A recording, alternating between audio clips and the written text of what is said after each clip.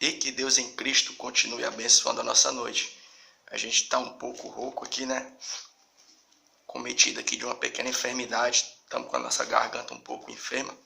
Mas queremos acreditar que isso não vai ser impedimento para a gente conseguir compartilhar uma informação, uma reflexão, tendo como por base a palavra de Deus. Uma reflexão que vai girar em torno de 4 perguntas. A primeira pergunta, o que é escatologia? A segunda, o que nos traz o estudo das últimas coisas? A terceira, porque muitos de nós hoje não demos atenção para esse estudo? E quando a escatologia se torna relevante? Alguém vai dizer assim, né? Mas, irmão, você não é uma autoridade no assunto. Com certeza, existem pessoas com conhecimento mais profundo na área da escatologia. Mas, independente disso, queremos acreditar que nós não estamos impedidos aqui de compartilhar uma rápida reflexão. Então, a primeira pergunta concernente a essa reflexão é a seguinte: o que é escatologia? De forma bem breve, se alguém chega para você e pergunta o que é escatologia, nós entendemos que escatologia é o estudo das últimas coisas. Escatologia é o estudo das últimas coisas. Você sabe que dentro do estudo secular, o conhecimento é dividido por etapas, né, por disciplinas, né, matemática, português, ciências, biologia e por aí vai. E dentro do estudo da Bíblia Sagrada, nós sabemos também que o conhecimento é dividido por partes, né? Bibliologia, escatologia, armatiologia, paracletologia, o estudo do Espírito Santo. Mas o que é que existe interessante dentro da escatologia concernente à questão dessa divisão do conhecimento? É que não dá para a gente falar de escatologia sem a gente acabar tocando em outros assuntos, como por exemplo, Efésios, capítulo 4:30. Efésios, capítulo 4:30, que diz assim, carta de Paulo aos Efésios, capítulo 4:30, que diz o seguinte: antes, o 30, e não entristeçais o Espírito Santo de Deus, nos quais estáis selados para o dia da redenção. Efésios 4:30. O que é que tem a ver isso aqui com escatologia? Esse texto aqui está nos fazendo um pedido, está nos fazendo uma exortação, e não entristeçais o Espírito Santo, né? O qual estáis selados para o dia da redenção. E o que é que tem a ver isso com escatologia? Por exemplo, quando a gente estuda escatologia, nós entendemos que o arrebatamento da igreja, quando ele ocorrer, ele vai acontecer por quê? O que é que vai nos garantir que eu e você subiremos no arrebatamento da igreja? O que é? É o fato de nós estarmos selados com o Espírito Santo de Deus. E esse texto aqui vai estar falando a respeito disso. Capítulo 4, versículo 30 da carta de Paulo aos Efésios. E não entristeçais o Espírito Santo de Deus, o quais estáis selados para o dia da promessa. Ou seja, resumindo, não dá, por exemplo, para você falar de escatologia, sem automaticamente você também está fazendo menção do quê? Do Espírito Santo de Deus, que é por intermédio da presença dele que os nossos corpos serão glorificados e nós iremos o quê? Participar do arrebatamento da igreja. Segunda pergunta, que também é muito interessante: o que nos traz o estudo das últimas coisas?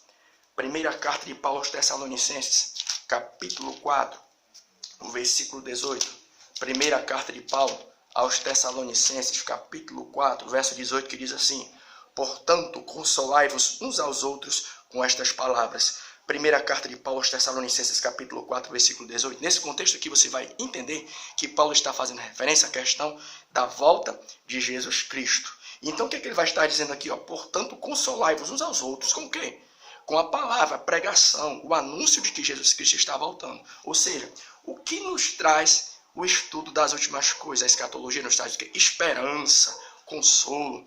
Diante de dias tão conturbados, é um consolo para mim e para a tua vida. É uma palavra de conforto. Nós cremos o quê? Que Jesus Cristo está voltando para arrebatar a igreja. Ou seja, o que é que o estudo das últimas coisas nos traz? Isso traz o quê? Uma palavra de esperança. Primeira carta de Paulo aos Tessalonicenses, capítulo 4, verso 18. A terceira pergunta: por que muitos de nós hoje não damos atenção e importância para esse tão importante estudo? Por que muitos de nós hoje não dão importância a esse estudo? Eu e que estamos aqui inseridos nesse contexto. Por isso a gente diz assim, nós conjugamos o verbo assim. Porque muitos de nós hoje não estamos e não damos muita atenção para o estudo das últimas coisas. Exatamente. Sabe por quê? É porque hoje nós estamos vivendo em dias de uma sociedade imediatista. Todos nós somos assim, né? A gente quer a coisa para aquele momento. Você vai ver que mesmo nos primórdios da igreja, quando alguém pregava a respeito da volta de Jesus Cristo, surgiam pessoas que diziam assim: Já passou 1 ano, já passou 2, já passou 3 e Jesus ainda não voltou. Ou seja, pelo fato de nós sermos imediatistas, muitos de nós não querem pregar mais e dar atenção para o estudo das últimas coisas. Por quê?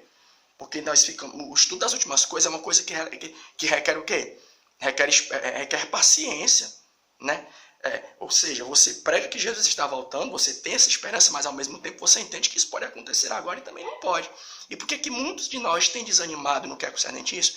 Já está com tanto tempo que eu escuto falar que Jesus está voltando e até agora ele não voltou, né? Olha, segunda carta de Pedro, capítulo 3, verso 19.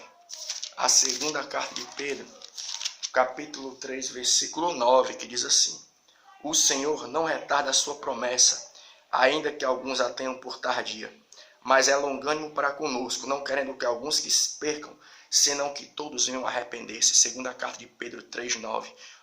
Pedro estava dizendo aqui que muitos estavam fazendo a seguinte pergunta, no segundo contexto: está com tanto tempo que vocês pregam que Jesus está para voltar e ele não volta, né? Por quê? Porque nós somos imediatistas, né? Algumas pessoas dizem assim: vamos parar de falar que Jesus está voltando, que já estamos no ano 2020, né? E ele ainda não voltou. Então, ou seja, uma das razões do porquê de muitos de nós não damos mais atenção para o estudo das últimas coisas é porque nós estamos vivendo em dias de imediatismo. E a quarta e última pergunta, né? Quando a escatologia se torna relevante, porque alguém vai perguntar, qual é a relevância disso, né? Lucas capítulo 21, versículo 33. Lucas capítulo 21, versículo 33. Evangelho de Lucas, capítulo 21, verso 33, que vai dizer assim: passará o céu e a terra, mas as minhas palavras não hão de passar. Lucas 21, 33. Passará o céu e a terra, mas as minhas palavras não hão de passar. Ou seja, quando a escatologia vai ter a sua relevância, né? Alguém vai fazer a seguinte pergunta: dá para confiar na Bíblia Sagrada? Me dá uma prova aí de que a Bíblia realmente foi inspirada por Deus. A maior prova está nisso, em que? Lucas 21, 33. Jesus disse o quê?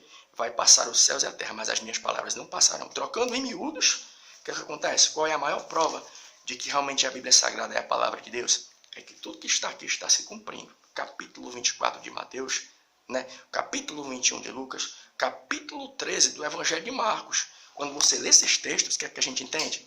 É que, por intermédio daquilo que nós estamos vendo que está sendo profetizado na Bíblia Sagrada, está se cumprindo, Jesus Cristo realmente está prestes a voltar. E por intermédio dessa pequena observação, o que é que acontece? Nós vemos que a escatologia tem a sua relevância, quando ela mostra por intermédio da profecia de que realmente a Bíblia Sagrada foi inspirada pelo Espírito Santo de Deus. E que Deus em Cristo continue abençoando as nossas vidas, em o nome de Jesus Cristo. Amém.